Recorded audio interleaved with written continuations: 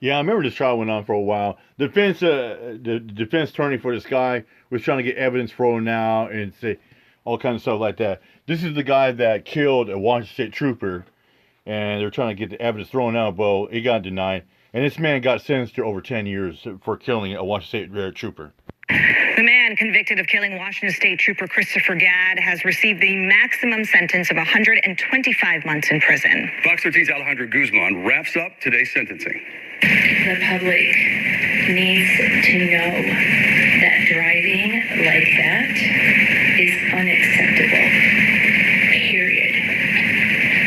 Young people who drive and speed need to know that it is no different from having a loaded gun. Judge Karen Moore holding Raul Benitez Santana responsible for speeding while being under the influence of both drugs and alcohol back in March of 2024, causing the death of Washington State Trooper Christopher Gadd.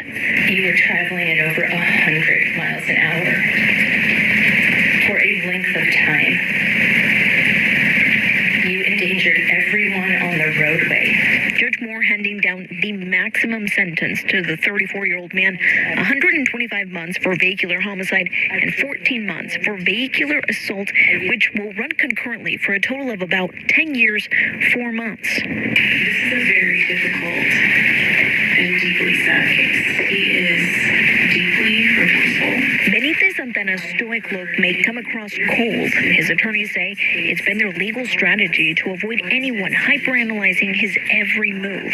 He was advised not to make any statements due to how appeals work, but the courtroom was filled with Trooper Gadd's loved ones. His wife was overcome with grief to speak, but her statement was read. His professional career was dedicated to acts of service. He was the best person I know. He was my world. Trooper Gadd leaves behind a young daughter who is learning to cope with grief. He's destroyed her life. The 27-year-old father was just starting his career, but he was committed to his oath.